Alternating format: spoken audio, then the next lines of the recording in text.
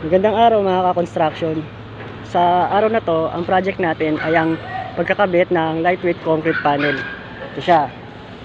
At bago tayo magpatuloy, huwag niyo pong kalimutan na mag-like and subscribe sa aking channel upang maging updated kayo sa mga construction videos and tips na i-upload ko.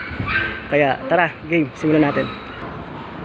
Sa ngayon, tingnan muna natin kung ano yung characteristics ng LCP o yung lightweight concrete panel na tinatawag.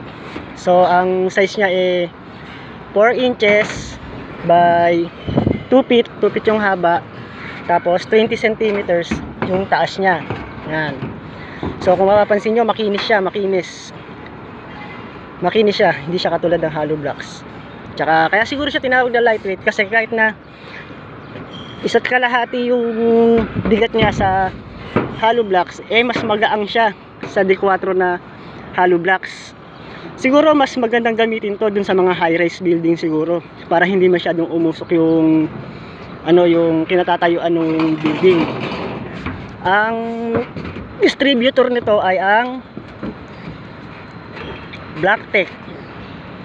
Sa pagkakaalam ko, wala pong nagmamanufacture ng ganito dito sa Pilipinas. Kasi ang alam ko, ini-import to. Hindi ko lang alam kung sa Taiwan or sa India. Pero wala pang locally na nagdi-distribute ng ganitong LCP. Yan. Tsaka medyo pricey siya. Medyo mahal siya ng konti kaysa sa karaniwan na hollow blocks. Tapos kung madali siyang madurog. Yan.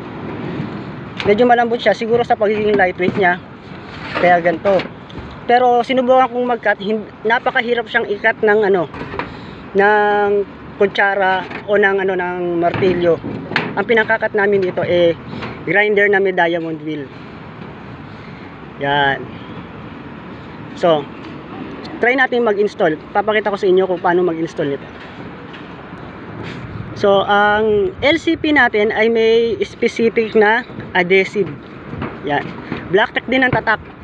Ang nakalagay lang lightweight concrete panel adhesive. Kung titingnan nyo, mukha siyang boral o mukha siyang skin coat. Yan. Tsaka kailangan kapag nagtimpla kayo nito, yung mapapansin nyo, thick. Hindi siya malabnaw. Kailangan yung medyo malapot. Parang kapag nagtitimpla ka ng semento sa sa tiles, ganoon. Tsaka hindi ginagamitan ng semento ang LCP Yan, meron siyang specific na adhesive para dyan. Tara, magkabit tayo ng isa. So, number 1, mag-a-apply lang kayo ng manipis na adhesive sa gilid. Yan.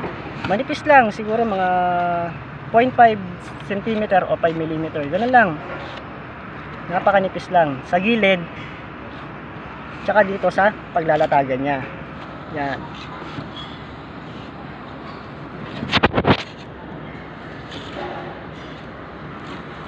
Manipis lang, para ka lang nagpapahid ng palaman sa tinapay. Yan. Tapos ipapatong lang natin ng ganyan. Huwag niyang kakalimutan na itulak sa gilid. Tulak sa gilid kasi kailangan na dikit siya sa gilid niya. Tapos ididiin mo rin sa baba. Yan. Tsaka sa akin ang ginawa ko, interlocking pagkakaduktong niya. Siyempre para mas matibay yung pagkakalatag niya. Yan.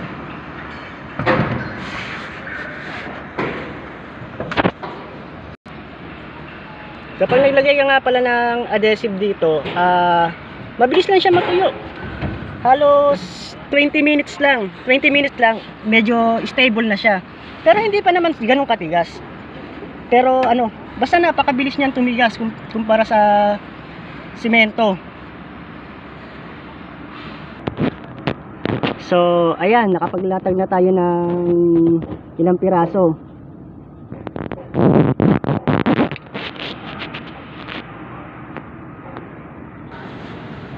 Para sa akin, mas magandang gamitin tong LCP o lightweight concrete panel kaysa sa hollow blocks kasi napakabilis niya lang ikabit. Kung gusto niya na ang ipapatayo yung bahay, kahit building o kahit na ano, kung gusto niyo matapos kagad, LCP ang gamitin nyo. Kasi napakabilis niya talaga. Ididikit mo lang siya. Pero syempre, sa ano, ang isa sa pangit siguro, sa pangit na side naman nito, kailangan yung mga poste mo malalapit. Kasi hindi ka naman pwedeng maglagay ng LCP ng isang diretso na wala kang poste. Parang yun lang sa tingin ko. Syempre, marami pa rin naman mga bagay na hindi ko alam sa construction. Kaya kung meron kayong suggestion o meron kayong mas magandang idea tungkol sa mga lightweight concrete panel na katulad nito, ay huwag kayong mahiya na mag-iwan ng message. Huwag kayong mahiya na mag-iwan ng message sa comment section, at lahat po ng construction ideas and tips na ibabahagi nyo po ay ibabahagi rin natin dito sa aking channel.